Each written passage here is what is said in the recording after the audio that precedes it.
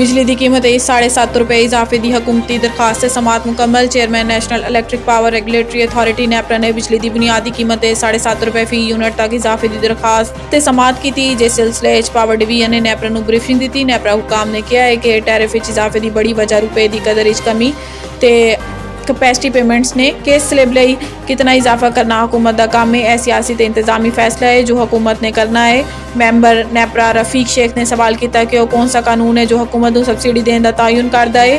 कैस slab को कितनी subsidy देनी है, हुकूमत को इख्तियार केड़ा कानून देता है। मैंबर नेपरा के सवाल से पावर डिवीजन हुकाम ने दसिया है कि हुकूमत बिजली सार्फिन 158 अरब रुपए की सबसिडी देगी। 200 यूनिट तक के सार्फिन लई कोई इजाफा नहीं किया जाएगा। ऐसे चेयरमैन नेपरा ने कहा है कि प्रोटेक्टेड को सबसिडी देने ते दीगर सार्फिन ते बोझ पै रहा है।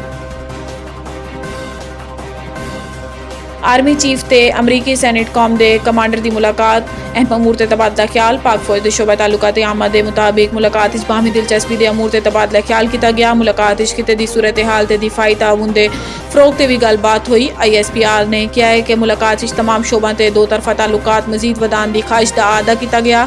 तर्जुमान पाक फौज का मजीद कहना सी कि अमरीकी CENTCOM commander general Michael Erik ने दहशतगर्दी के खिलाफ जंग पाक फौज की कामयाबियों सराहा। ISPR ने यह भी कहा है कि अमरीकी सैनेट कम के कमांडर ने खिते अमनो इस्तेकाम लई पाकिस्तान की मुसलसल कोशिशों की भी तारीफ की।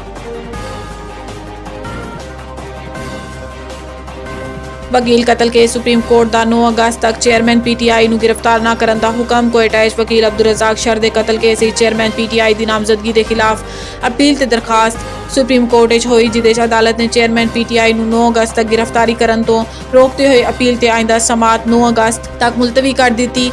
दौरान समात बलोचिस्तान हुकूमत के वकील ने अदालत को इस्तदा की है कि कम अज़ कम चेयरमैन PTI को कहन कि वह JIT के सामने पेश हों। जस्टिस याहिया अफरीदी ने रिमार्क्स दिते कि असी फिलहाल इस नौयत का कोई ऑर्डर जारी नहीं करांगे। जस्टिस मुसरत हिलाली ने रिमार्क्स दिते कि दरखास्त गुजार ने FIR के मंदरजात को चैलेंज कर रखा है। दरखास्त गुजार के वकील लतीफ़ खोसा ने कहा है कि JIT मुतनाज़ा है, असी तस्लीम नहीं करते। कबल अजी IG बलोचिस्तान ने वकील अब्दुल रज़ाक शर कतल केस की तहकीकाती रिपोर्ट सुप्रीम कोर्ट जमा करवा दी, जिसे दसिया गया है कि FIR के मुताबिक मकतूल को चेयरमैन PTI के खिलाफ आर्टिकल 6 की दरखास्त देने की वजह तो धमकियां दी जा रही सी।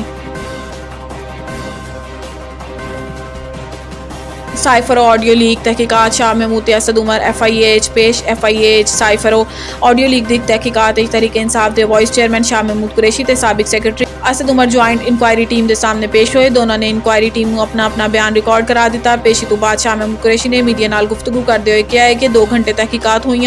मैं सवाल के जवाब दिते। चेयरमैन PTI को भी बुलाया है, कल वो पेश होंगे। इन्होंने कहा है कि साइफर एक हकीकत है, जिम्मेदार लोगों ने मुफ्ती बयान दिते।